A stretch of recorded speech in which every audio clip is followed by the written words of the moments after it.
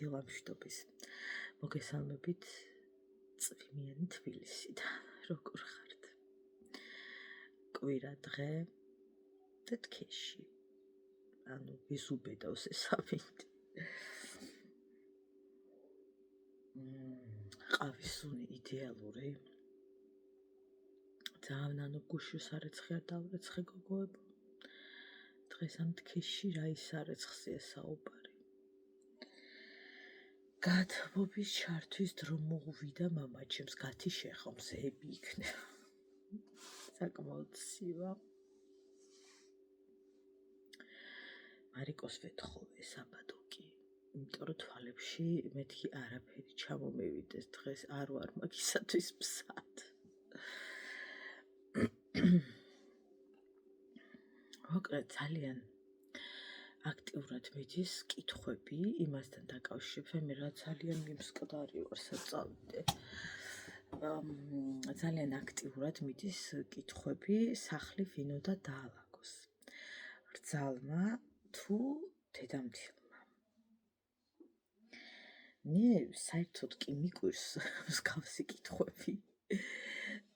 და მგონია რომ სერიოზულად არც კითხულობენ, მაგრამ არიან ადამიანები, ვისაც მართლა ინტერესებთ ვინ უნდა დაალაგოს სახლი.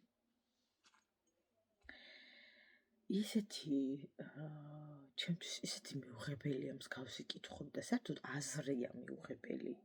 ამ კითხვის აზრი, როგორ შეიძლება დაგებადოს ადამიანს ეს აზრი.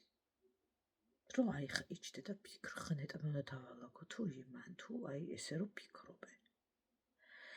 აი რატომ უნდა დაგებადოს ეგ კითხვა საერთოდ ადამიანს? ბიჭო, ადექი დაიწყე ლაგება, ხო შეიძლება? ხოდა შენ თვითონ დაინახავ მერე ის ერთვება დალაგებაში თუ არ ერთვება. არიან ადამიანები დედამთილების კატეგორია, ვინც ესე თulis გოგოებო, რომ რძალი მომივიდა სახლში და მურჩა, ეხა გინდა სახლი ალაგე, გინდა სადილი აკეთე და თავში გვაგიხლიაო რა თქმა უნდა, რომ ასეთები არსებობენ. ამიტომ ოჯახში რომ შებრძანდებით, ძალიან მარტივი გამოსაცნობია ეკავავი. ამას გულისხმობს დედამთილი, ხა თავში გვაგიხლიათ ვარ დაალაგებო თუ რას გულისხმობს? თუ ჩაერთო დაალაგებაში, გასაგებია რომ ერთობლივად შეგიძლიათ დაალაგოთ. ასევე ძლების რაღაც მოსაზრებები არსებობს, რომ ახალმარცელმა სახლი უნდა ვალაგო. რა უნდა ქნა? რა მნიშვნელობა აქვს ახალი რძალი ხარ, 20 წლის რძალი ხარ, იმ წამის შესული ხარ, აი რა მნიშვნელობა აქვს მაგას? სახლი რომ უნდა დაალაგო ახლა. არ ვიცი, საიდან ფიქრობთ ხოლმე, ვინც ფიქრობთ, რომ რადგან ახალი რძალი ხარ, მორჩა. უნდა იჯდე კარალევასავით, სხვამ გილაგო, სხვამ გიკეთოს, ოჯახის წევრი ხარ. ჩვეულებრივი ოჯახის წევრი ხარ, ვინც დიახ, საჭმელიც უნდა აკეთო, სახლიც უნდა აალაგო და რა ვიცი, ყველაფერი უნდა გააკეთო რა. ეს კითხვები იმიტომ გებადებათ ხოლმე, რომ ცხოვრობთ ერთობლივად. ეხლა როცა ცალკე ხარ, გასაგებია რომ ასე ვერ იჯდები და შენ უნდა გააკეთო ყველაფერი, ხო, როცა ცალკე საცხოვრებლად ხართ გადაბრძანებულები, წყვილები და როცა დედამთილს ალარიან, ვერ წამოვლით ხოლმე თავში აზრები, რომ მე უნდა გავაკეთო. მეთქეს და გააკეთოს, აი ასე. და რა თქმა უნდა, ხა ოჯახში იმდენი რაღაცები არსებობს ხოლმე ხანჯიბრიც, ხო, რომ ერთმანეთს ეჯიბრებიან, რომ მე ეს გავაკეთე და იმან ეს გააკეთოს და ასევე არსებობენ ძალიან ბინძური ადამიანები, ხო, გინდა რძალი იყოს, გინდა დედამთილი, გინდა მამამთილი, არ აქვს მნიშვნელობა, გინდა ქმარი. ბინძური ადამიანები, რომ გირჩევნია მისი გაკეთებული საერთოდ არ ჭამო და იზოლებული ხარ შენ აკეთო. ასეთი ადამიანებიც არსებობენ და აი გაბიკია, რომ მასზე ადრებითო დგებიო, რომ არაფერი გააკეთოს, ანუ სადილი. და მის დალაგებასაც თავიდან ვალაგებო. რა თქმა უნდა, ხორცე ბინძური ადამიანი, გინდა რძალი იყოს, გინდა დედამთილი, ასე ხდება ხოლმე მერე. რომ გირჩევნია ყველაფერი შენ აკეთო, ღონი მან არ გააკეთოს. ეს სხვა ამბავია. აი, მართლა ეს უკაცრავად. ხო და მე არ ვიცი გოგოებო. რანაირად ხდება ასე, რომ როცა ორი ცივილური ადამიანი ცხოვრობს ერთად, არ არიან ბინძურები, არ გლეჯთ ერთმანეთს და მაგრამ მაინც ეს გიკავიათ, რომ ერთზალივარ და დედამთილმა უნდა მილაგოს. საერთოდ არ მესმის ეგ, არ ვიცი, ხა მე შესაძლოა რაღაცა წინა საუკუნეში ვარ ჩარჩენილი, ვერ კეთყვით, არ ვიცი. მაგრამ ჩემთვის არც ადრე იყო ნორმა, რომ ერთმა აკეთოს ყველაფერი და არც ახლა ნორმა. და საერთოდ არ მივესალმები იმ ფრაზებს, რომ ახლა რძალი შემოვიდა სახში და არ იქა ყველაფერი მან უნდა აკეთოს და მარტო ყავაზე უნდა ვირბინო მეზობლებში. საერთოდ არ მესმის ეგ ლოგიკა და ვერც გავიგებ. როცა ცხოვრობთ ოჯახში ყველა ვალდებულია თავის წვლილი შეიტანოს, დალაგება იქნება ეს, საკვების თანხის განაწილება იქნება ეს თუ რა იქნება და მხოლოდ ერთის რაღაც ღერძზე არ უნდა ვიტრიალოთ, რომ იმან უნდა გვარჩინოს აუცილებლად. შენ რო ხარ ძალი თუ ვინც ხარ და რომ მუშაობ და კაფე ხარჯავ და ვერ ხვდები, რომ საკვები უნდა წაიყო სახლში, ეგ საერთოდ ჩემთვის ჩინურია, არ ვიცი. რატომ ხდება, არ ვიცი და რატომ ავალდებულებენ ხოლმე, რომ მე უნდა მოვაკროვო, მერე მჭირდება და ახლა შენ მოდი და მარჩინე და თან რო არ მოგწონს ის, რომ მე რაღაც კიდე სუპი გვაქვს თუ რაღაც ესე რა. საერთოდ მგონია, რომ ჯიბრი ურთიერთობაში არის რაღაც ერთ-ერთი დამღუპველი. არ აქვს მნიშვნელობა ჯიბრი იქნება ქმართან, მამამთილთან, მაზლთან, მულთან, არ აქვს რა მნიშვნელობა. ზოგადად დამღუპველია, როცა სულ ჯიბრის რეჟიმში ცხოვრობ. აი, ჩათვალე, რომ დაგლეჯთ ერთმანეთს, დაგლეჯთ. რა თქმა უნდა, ცალკე ცხოვრება რო კარგია, ვთანხმდებით. ცალკე ცხოვრებას რო უამრავი პლუსი აქვს, ვთანხმდებით. მაგრამ როდესაც არ არის მაგის საშუალება და ვერ ხერხდება, რა თქმა უნდა, ეგ დაოჯახებამდე გადასარევად იცით გოგონებმა და ვიცით ხო ზოგადად რა დაახლოებით რა იქნება და როგორ იქნება და დაახლოებით ვიცით მისი ფინანსები, რას გაწვდება და რას არა. და მერე რო იწყება ხოლმე ის, რომ მიყიდეთ სახლი და უნდა გადავიდეთ, რაღაც ძალიან რთულია. ძალიან რთულია, იმიტომ რომ თუ ოჯახი არ არის ესეთი კარგად შეძლებული, ჩვენს დროში ბინა მიყიდე და უნდა გადავიდე არის შეუძლებელი. ვაიმე, რაღაც ბიჭებს მცივა ხალხო რა არის. შეუძლებელია ჩვენი ბინების ფაზებს თუ გადავხედავთ და საერთოდ ცხოვრების რიტმს თუ გადავხედავთ, ძალიან რთულია ეს ყველაფერი და თუ შენც არ გიდგას მყარად ოჯახი უკან ფინანსურად, რომ რაღაცა გაინაწილონ და ერთობლივად გიყიდონ, ხო, თავად თუ ვერ ყიდულობთ მეუღლე და მეუღლეები, მაშინ ძალიან რთულია ხოლმე, როცა ატყდებიან, რომ უნდა ბინა მიდა თუ რაღაც, ხო, როცა ვერ ეწყობიან ხოლმე რა. მაგრამ ჯიბრი მაინც არ გამოდის რა, არ ლაგდება, ვერ აღწევ ჯიბრით ვერაფერს, აბსოლუტურად ვერაფერს ვერ აღწევ.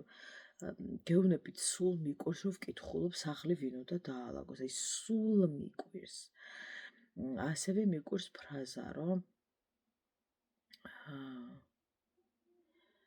მე ვმუშაობ და დედამთილი არ მუშაობს. და დიდი ამბავი ბავშვს თუ გამიზრდის, დიდი ამბავი, ანუ დავალდებულება.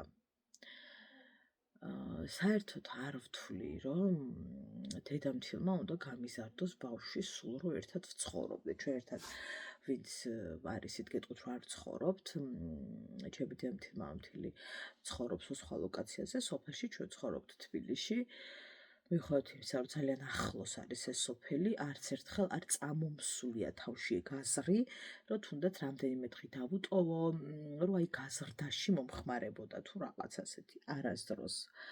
პირველი იმიტომ რომ ვალდებულად არ ვთვლი არავის, ეს სიტყვა საერთოდ არ მიყვარს მე, ვალდებულად ვთვლი რომ გამიზარდო თუ რაღაც, აი ვალდებული იყო საკუთარი შვილი გაეზარდა, მაგრამ აი რატო ავალდებულებ? არიან ადამიანები ხალხო, ვისაც ჯანმრთელობის პრობლემები აქვთ, შესაძლოა ასე გარედან არ ჩანდეს ერთი შეხედვით, მაგრამ ჯანი უჭირსო, ხო იცით რომ ამბობენ რა, ხშირად სუსტად არის ადამიანი, ხშირად თაბროსხოვები აქვს, ხშირად წნევები აქვს და ასე შემდეგ, ასე შემდეგ და ახლა ბავშვის მოვლის თავი არ აქვს. ვერ მიხედავს, ენერგია არ აქვს, ბავშვს უნდა ხალხო სხვა ენერგია. ბავშვს უნდა მისცე ენერგიის გარდა, რამდენი ცოდნა უნდა მისცე, რომ ასაკობრივად განავითარო, ასე არ არის ახლა, რომ პირში ჩაუდო კოვზი, ეგ არ არის ხო მარტო ყველაფერი. ძალიან ბევრი რამ არის, რაც ბავშვს ჭირდება განვითარებისათვის. და რატო თვლით ხოლმე? ვინც თვლით, რომ ვალდებულია. მაგრამ ნახე არის მეორე მხარე. თუ ოჯახს უჭირს უკიდურესად და რძალი მუშაობს და ნამდვილად, ასე ვთქვათ, არის შემომტანი და მარჩენავი მისი ქმარის. ნუ ზოგადად უნდა იმუშაოს რძალმა, ერთი სიტყვით. იმიტომ რომ არის ოჯახში კრიზისი ფინანსური. და შენ არ გძნობ თავს ცუდად დედამთილი, მაგრამ გეზარება ეხლა რა, ეს ეხა ბავშვს.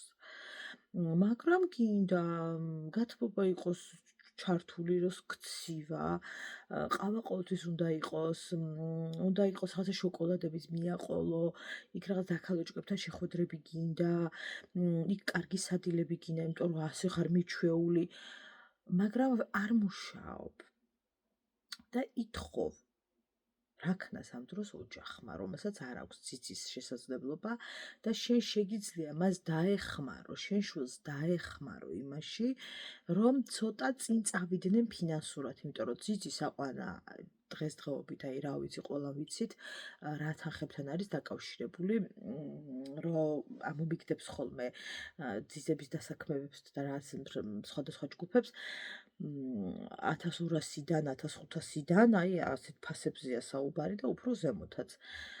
და ახლა ადამიანს რომ მაგალითად 1000 ლარი აქვს ხელფასი, ან 800, ან 700, როგორ უნდა გადაუხადოს, თუნდაც 600 ძიძას, ვერ გადაუხდის, ფიზიკურად ვერ გადაუხდის. გესმით, ამიტომ იცულებულია ის გოგო, რომ თარო ყველაფერი გინდა, ჩემო დედამთილო, თან ცუდად რო არ გრძნობ თავს და შეგიძლია ცოტა ხელი წააშველო, უნდა წააშველო, ჩემი აზრით. სხვა გამოსავალს როცა ვერ ხედავს, ოჯახი არ იცის რაქნას და ჩიხში არიან და შენ შეგიძლია ხელი მიაშველო, უნდა მიაშველო, მე რო ვიყო აუცილებლად გვერდში დაუდგები ის პერიოდი, სანამ ბაღი იქნება ხო და დაიწყება, იმიტომ რომ მე თუ არ მუშაობ და მინდა თან კარგად ვიცხოვრო და არ მაქვს ჯანმრთელობის პრობლემები, დავიტოვებ ხო? უნდა დავიტოვო. იმიტომ რომ ყველაფერი თუ მინდა ასე არ გამოვა რა, ახლა ყველაფერი გინდა და თორე ეს დავალდებულებით კი არ უნდა იყოს, რომ მე გავალდებულებ. აი ასე რომ თხას გრძალმა რომ ვალდებული ხარ ბავშვი გამიზარდო, ბავშვიანად გავისვრე გარეთ. რაც ქვია, ვალდებული ვარ. შეიძლება ისე გადამეკეტოს, რომ ჩემი შვილი ძე მივაყოლო.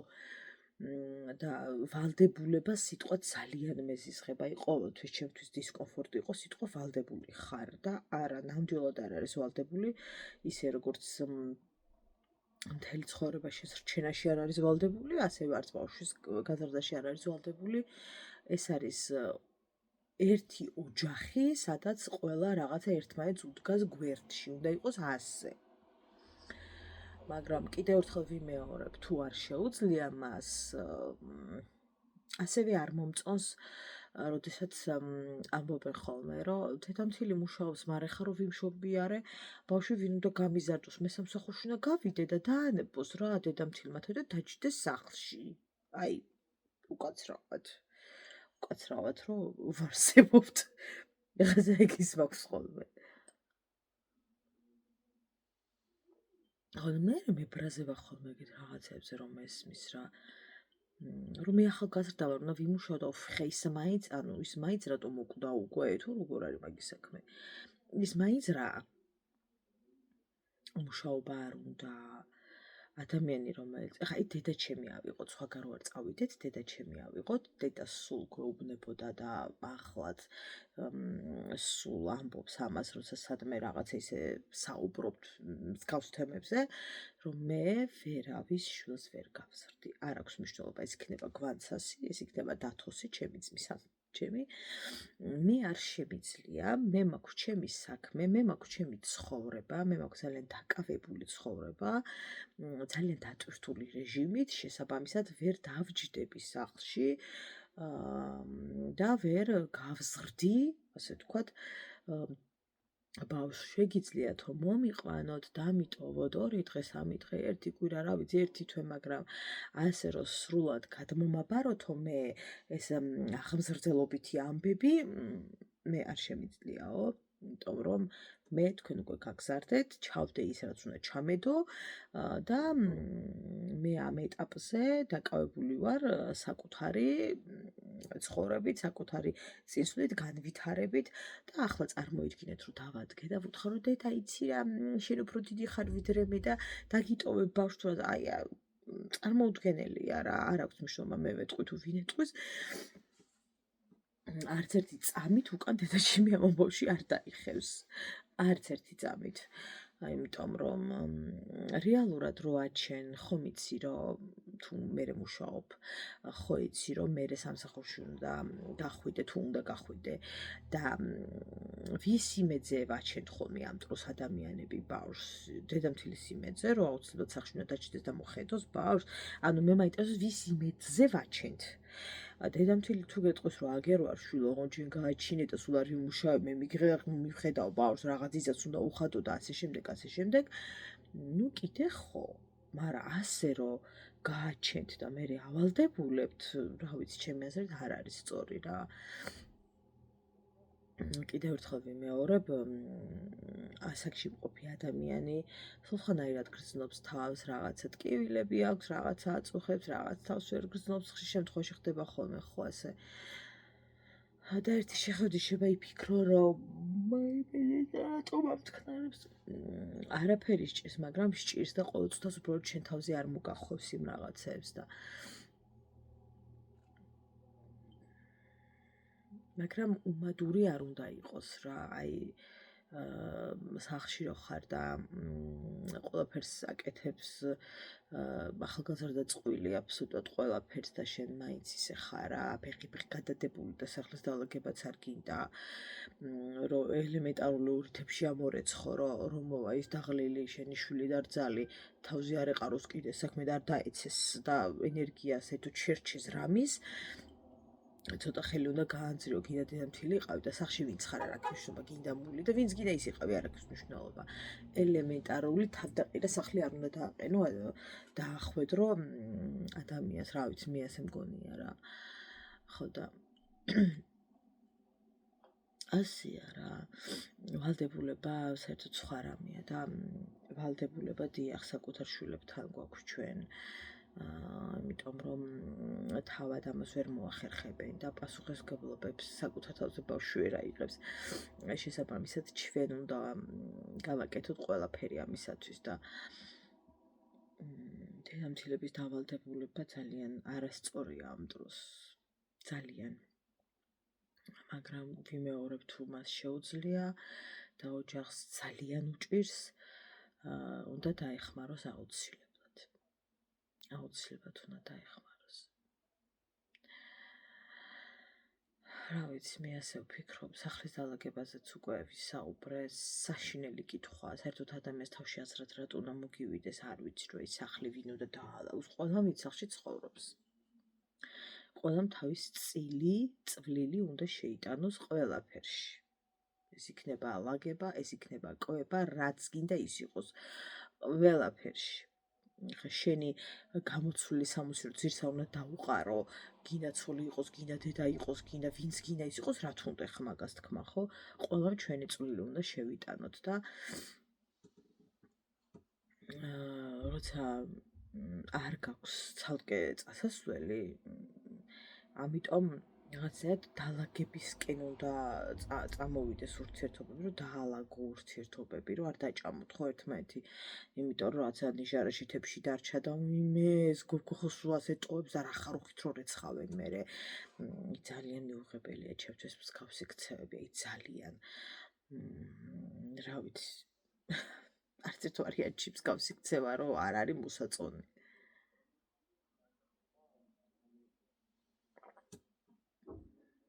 ცხოვრება ძალიან ხანმოკლეა იმისათვის, რომ ვიცით გილაოთ მსგავსი რაღაცებისათვის. ისი გარბის წლები, გარბის, მით უფრო. რა ვიცი, ახლა მოუნდა ასე გაქცევა? ჩემ პერიოდში ისე გარბის, რომ ვერ ვეწევი, ვერ დავაწიე სურვილები, ვერ ჩავატიე ოცნებები, ვერაფერს ვერ ვასწრებ. ისე სწრაფად გადის დრო და ამ დროში კიდე სულ ჩხუბი და სულ რა ვიცი, რო ვკვდებით რა მიგვაქვს ბოლოს, რა ვიცი, არა მგონი ახლა რა მიგქონდეს, რასაც გატანენ ისიც შენთან არ რჩება საბოლოოდ. აი რა ხვდები და რა მერე რა კარგ ურთიერთობებს არაფერი ჯობია, რა თქმა უნდა, იქნება წყენებიც ურთიერთობებში და ეს რაღაცა ძალიან ჩვეულებრივი ამბავია. ქმრის განგწყინს, საკუთარ თავის გამწყინს ხოლმე ხანდახან რაღაცეები, ხო და თავისთავად იქნება რაღაც წყენები, მაგრამ რაღაცა მთელი ცხოვრება მე ვიძახი ისეთ წყენებს, რათა ყოველდღურად ხან რაღაცა შებარო ზედმეტად ოდნავ თუნდაც ოდნავი ტონი იყოს რაღაც, ოდნავი გადაცდენა, შესაძლოა არც იყოს შენ მოგეჩვენოს ასე რომ რაღაცა, იმიტომ რომ შენთვის ჯერ არ არის ძალიან ნაცნობი ადამიანი, ხო ხვდები?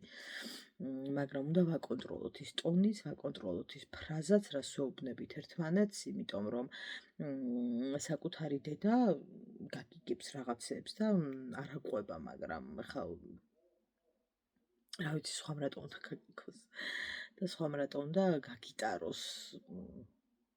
არ მოგეწონა გეტყვი რა, გინდა შვილი იყავი და დედაც გეტყვის. მაგრამ ნუ დედა კიდე სხვანაირად გპატიობს და ხომ შესაძლოა ასე არ გაგიტაროს.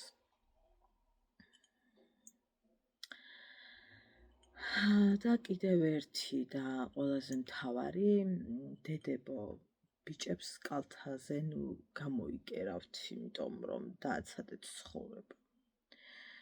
დააცადეთ პასუხისმგებლობები აიღოს, დააცადეთ დატკბეს იმ ყველაფრით, რასაც ქვია ოჯახური ცხოვრება. ნუ შეეცდებით, რომ ყველაფერში შუაში იდგეთ, იმიტომ რომ ყველაზე რთული ეგ არის, როცა შენ გინდა შენ ბიჭზე წინ იდგე რაღაცეებში და შენი შვილი ვერ და გიშვებს, იმიტომ რომ რაღაცა ვერ გეძლავება რაღაცნაირად, ხო? თქვენი ერთლის თვალში მისი რეიტინგი ძალიან ეცემა. ქმრის რეიტინგი და ბევრი რამ გაუფასურებისაკენ მიდის. ამიტომ აცადეთ გადაწყვეტილებები, აცადეთ ყოველდღიურობაში ცხოვრება, აცადეთ და ყველაფერში ნუ ჩავერევით ზოგადად. თუნდაც იმაში, რომ ელემენტარული სადღაც უნდა გასეირნება და რას წკითხულობ მე რა მოხდა მეც წავიყვანე იქნებ მარტო უნდათ ხო წასვლა თუნდაც ელემენტარული არის შემთხვევა კაც რომ მოკიდებენ იმ დედას ხელს და მიყავთ მაგრამ ხანდახან ხო მარტოც უნდა წყვილს ერთად ყოფნა მოკლედ ბევრი რამ უნდა ვაცადოთ ხოლმე დედებმა შვილებს რა ეს იმას ანიშნავს რომ ჩვენ მათ ვკარგავთ უბრალოდ ჩვენი წილი ხო ვიცხოვრეთ და ვცხოვრობთ და ახლა მათაც ხო თავის წილი უნდა იცხოვრონ და შენ ხო არ მოგწონდა რომ შენ წელ ცხოვრებაში ვიღაც ხელებს აფათურებ და გაითვალისწინე რომ არც მათ არ მოეწონებათ მათ ცხოვრებაში ზედმეტი ჩარევები ოდნავ ხმისაწევების დროს ოთახში შევარდები რა ხდება და აქ რა ამბავია და რა გინდა გოგო ჩემი შვილისაგან და მსგავსი სიტყვები იმ წამს კი ორთქლს გამოუშვებ ადამიანი მაგრამ მე იცოდე რომ ძალიან აღარ მოეწოდები არც იბრძალს რა და რაღაცა მერე სულ ის არის ხოლმე რა არ მოწონთ ერთმანეთი და ისე უყურებენ რაღაცას ემოდან ერთმანეთს. მოკლედ ჩვენი წილი ცხოვრება ჩვენია, მათი წილი მათია, ხო და უნდა დავაცადოთ. ადამიანებს უნდა დავაცადოთ, ურთიერთობები, ცხოვრება უნდა დავაცადოთ. აუცილებლად. სხვანაირად უბრალოდ ერთმანეთის დაჭმის იქით აღარაფერი აღარ მოხდება. დროებით.